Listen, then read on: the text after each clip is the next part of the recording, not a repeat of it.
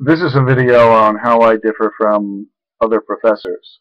Number one, I understand the role of professor as top 10 universities in the world define it.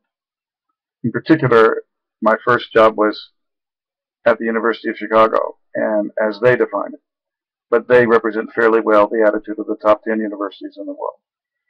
There, a professor has nothing to do with teaching. You hire other people for teaching. And a professor is a person who is contributing and developing a body of knowledge, contributing to and developing a body of knowledge with his or her colleagues in conferences and publications. That's it. And the best students, reported to us from the teachers, are allowed to do research assistantships under our direction, where they are allowed to see and get involved doing pieces of the contributions we are making to the development of the body of knowledge. That's the role of professor. And this idea that professors primarily teach is a debased idea of university as a large high school. It's very popular in parts of Asia. It's popular in some parts of Eastern Europe, South America, but it's fundamentally a large high school. It's not a college. And the role of professor as primarily teacher is been researched and found to be less effective at teaching than this role that I described. That when the students are allowed to do research assistantships with people that are contributing to a body of knowledge actively, they learn vastly more than they do in so-called classes and courses.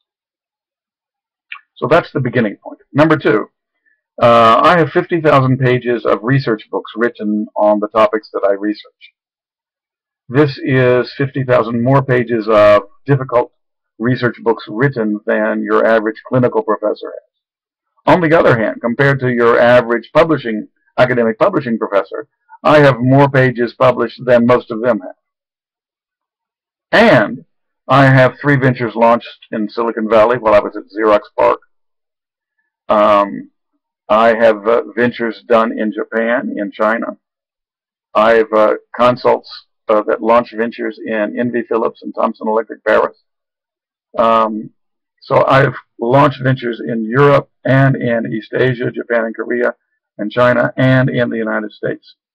So I have more clinical experience than most of the professors who publish a lot. And this is awkward in 2 ways, because I do have a lot of publishings and I do have a lot of applications. And both of them are so voluminous that it can easily distract someone into missing the other half. So you see all of my publications and you think I have no actual practical experience. You see all of my practical experience, you think I can't have published anything because I didn't have time. But in fact, I've worked hard, and so I've done a little bit of both. And to be fair to me, you really ought to look at both sides.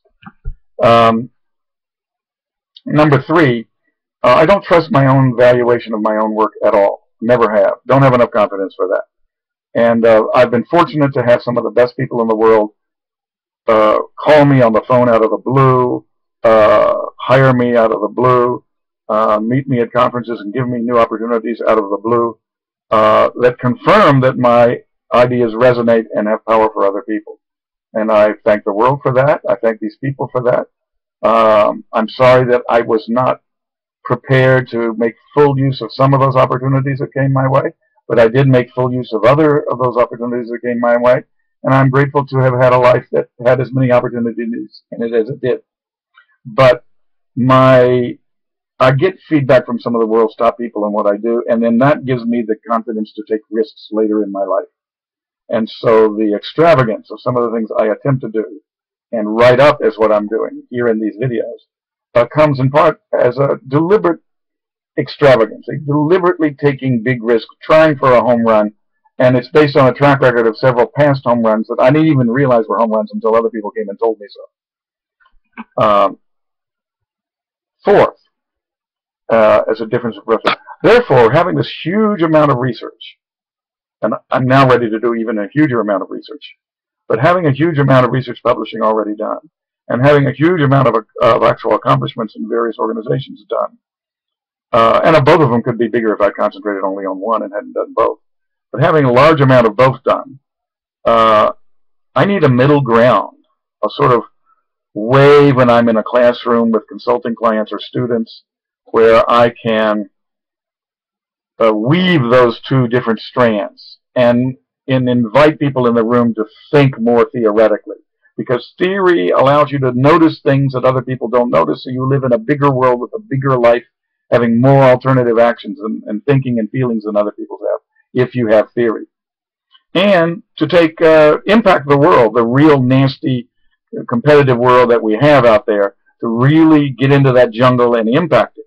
And you need some political skills and some social skills and some motivational toughness, and you don't find that in most college courses or from most professors. So how to weave those two components, in my way, is a thing called methods.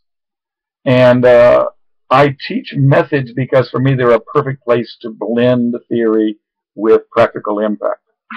And you can move from a method to investigating its theoretical roots and implications, or investigating its practical impact as circumstances and tools change.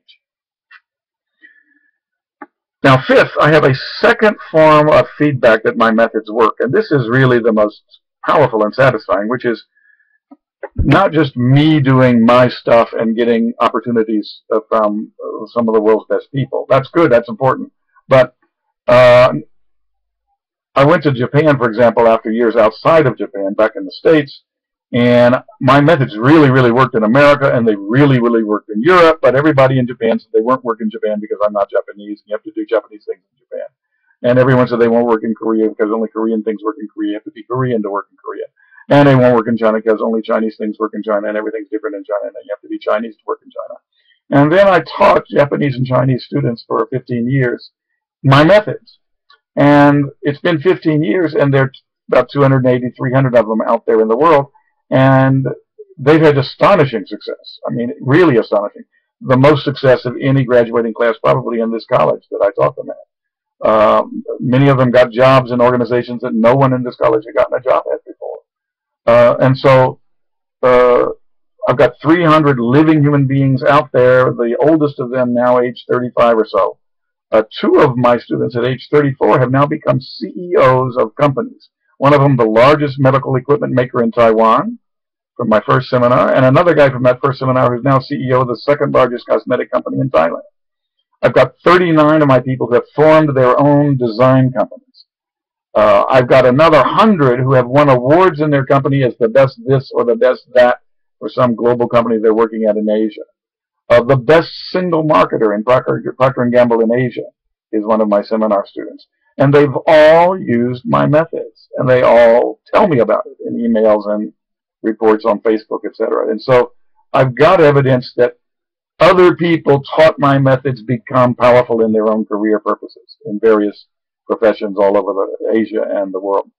And I've got, the Japanese and Chinese students who prove that. But before that, I had University of Chicago MBAs who sent me email and contacted me on LinkedIn and keeping up with their progress. And they were taught earlier versions of the methods and have had similar impact.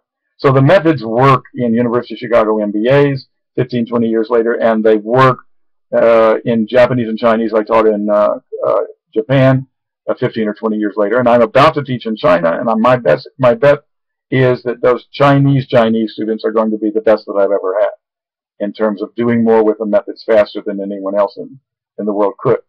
So it isn't just me and I'm effective with my methods, but it's 300 people I've taught are effective with my methods, and another 300 in America in the University of Chicago MBAs I taught are effective with my methods. So they work in both places. They've been triply confirmed as effective.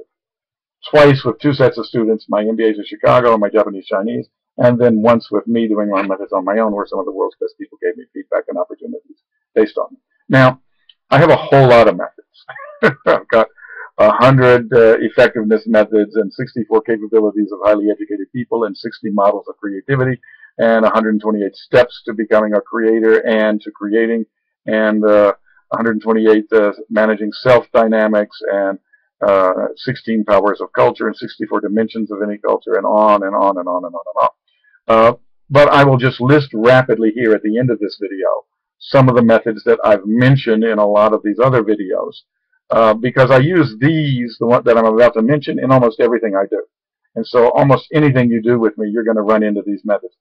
Number one, publishing of expert readings by converting readings into structural diagrams. Number two, replacing prose with fractal page form, a new form of writing, where visually in an instant you see how many points, the names of the points, and the ordering of the points on the page.